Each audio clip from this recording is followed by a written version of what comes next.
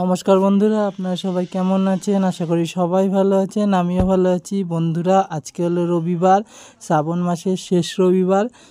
আগের শনিবারে শ্রাবণ মাস শেষ, রবিবার হলো ভাদ্র মাস, তাই এই রবিবার রাম ঠাকুর বিসর্জন হবে। দেখুন কত লোক এসেছে রামরাজাতলা রাম ঠাকুর বিসর্জনতে। আজকে 5টা ঠাকুর বিসর্জন হবে। রামরাজাতলা রাম ঠাকুর, ইছাপুরের সমীচণ্ডী, আর বাক্সারা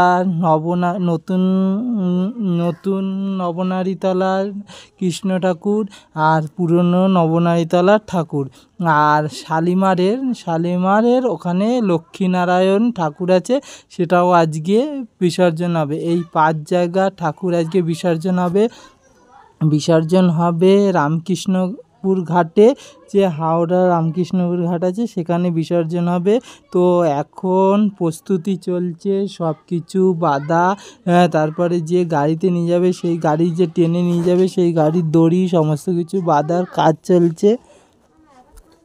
বন্ধুরা, এই বছরের মতো এটাই শেষ, আজকে রবিবার, এরপরে বিসর্জন হবে আবার আগের বছর মানে বাংলার আগের বছর না, ইংরাজির আগের বছর। বাংলার তো চৈত্র মাসে রামনবমী দিনে পুজো হয়, আর ইংরাজির এপ্রিল মাস করে পুজো হবে। তো অনেকেই এসেছে পুজো দিতে। দেখুন মানে সন্দেশের ডালা নিয়ে বসে আছে, আর চারপাশটা কত লোক, আর একটু মানে দোকানপাটও খুলেছে, 4-5টা দেখছি দোকানপাটও খুলেছে, জুয়েলারির দোকান, আর একটা ব্যাগের দোকান, আর অনেক কিছু বাচ্চাদের খেলনার দোকান। আর বন্ধুরা, বাইরের দিকে অনেক ডেকোরেশন হচ্ছে, অনেক মানে সব পালকি রথ সব বেরাবে, জোকার সব বেরাবে, এর সাথে মানে নাচতে অনেক মেয়েরা যাবে, তার জন্য প্রোগ্রাম হবে। তো বিকেলবেলা আমি আসতে পারবো না, তখন এই 3টে-4টের দিকে ওরা সব বেরাবে। আর এখন আমি বাড়ি যাচ্ছি, ডিউটি শেষ হলো, আমি দেখেই যাই, এবছরের মতো দেখে যাই, রাম ঠাকুরের কাছ থেকে আশীর্বাদ নিয়ে যাই। তো এসেছি, আর দেখুন কত ভালো লাগছে, এসেছি মনে হচ্ছে একটা কিচ্ছু পেলাম। আর এগুলো সব এই ভিডিও করে রাখছি, এগুলো সব স্মৃতির খাতায় থাকবে, যে আমি গিয়েছিলাম বলতে পারবো।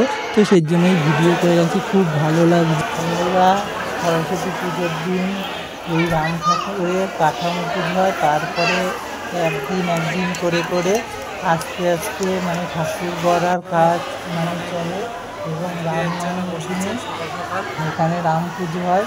এখানে রয়েছে রাম ঠাকুর, সীতা, ভোলা বাবা, আর এইদিকে রয়েছে ব্রহ্মা ঠাকুর, আর উপরে রয়েছে সরস্বতী ঠাকুর। যেহেতু এইখানে আগে খুব ধুমধাম করে সরস্বতী পুজো হতো, তাই রাম ঠাকুর সবার উপরে সরস্বতী ঠাকুর, তার নিচে দুপাশে রয়েছে জগদ্ধাত্রী ঠাকুর, আরও ঠাকুর আছে। আর রাম ঠাকুরের বাম দিকে থাকে হলো নারায়ণের 52 অবতার, আর এই দিকে থাকে বজরংবলী, বা দিকে থাকে লক্ষ্মীনারায়ণের অবতার। তো এখানে দেখছি যে নারায়ণকে আগেই মানে ছোট হাতিতে তুলে নিয়েছে, মানে গাড়িতে তুলে নিয়েছে, লক্ষ্মী ঠাকুর শুধু এইটা নিয়ে যাচ্ছি। আবার আগের বছর যদি হয় তাহলে আসতে পারবো। আমাদের সাথে সবাইকে ভালো থেকো, সুস্থ থেকো, দেখো এখানে যা হচ্ছে যাতে নিচ্ছে জয় শ্রীরাম। এই কালারটা আমি পেয়েছি আজকে, ওখান থেকে দিল, ভাগ্যে ছিল বলে এলাম, আর এখানে হচ্ছে চলো বাড়ি যাওয়া যাক। সবাই তো সুতরাং এই যে এখন খোলা হচ্ছে,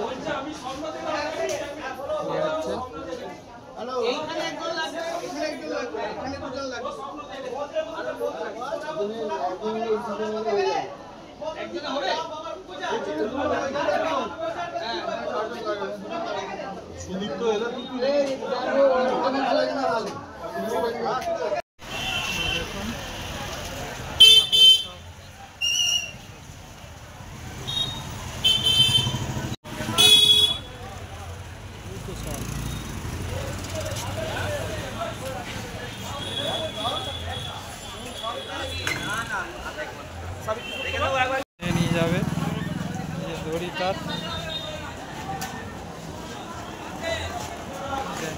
বাঁধাবুদি হচ্ছে, এই পেছন দিক থেকে বের করে নিয়ে যাবে। এখানে ইয়ে ছিল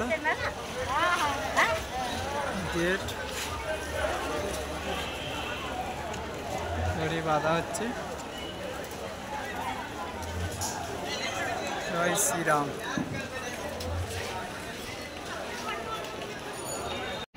রথ তৈরি হচ্ছে।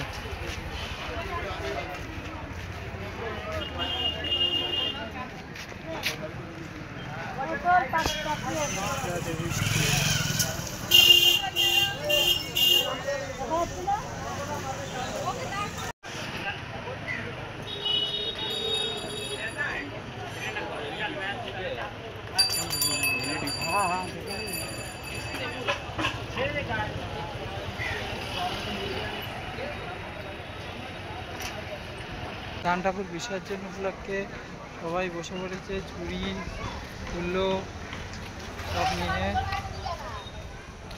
রাস্তার ধারে।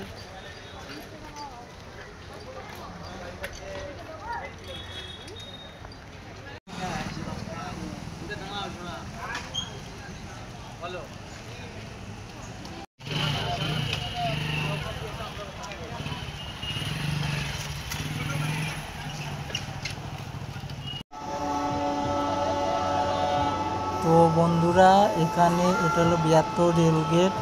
আর ওই ফুটে দুখানা ঠাকুর, একটা হলো নবনারী, পুরাতন নবনারীতলা আর নতুন নবনারীতলা, দুটো ঠাকুর আসবে। সেই জন্য তারে ঠিকে যাবে বলে এরা রেলের স্টাফেরা করছে কি, তারগুলো বেঁধে দিচ্ছে। এখন এই তারের মধ্যে কারেন্ট নেই, ওদিক থেকেই বন্ধ করে দিয়েছে। তারগুলো বেঁধে দিচ্ছে, ঠাকুর যেই পাসিং হয়ে যাবে, পাস করে যাবে, তারপরে আবার তার খুলে দেবে, তখন আবার মানে কারেন্ট দিয়ে দেবে, ট্রেন চলাচল করবে। এখন প্রায় 2 ঘন্টা মানে ট্রেন এদিক থেকে শালিমার থেকে সাঁতরাগাছির দিকে, আর সাঁতরাগাছির দিক থেকে শালিমারের দিকে যাতায়াত করবে না। এখন 2 ঘন্টা এখন কাজ বন্ধ থাকবে।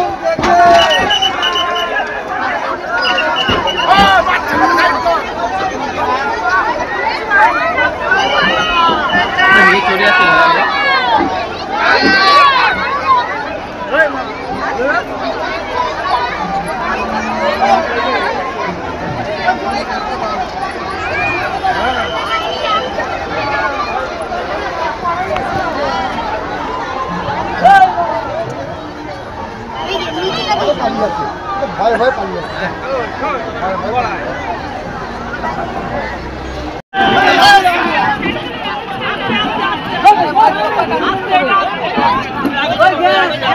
জুতা পরা ধরছেন।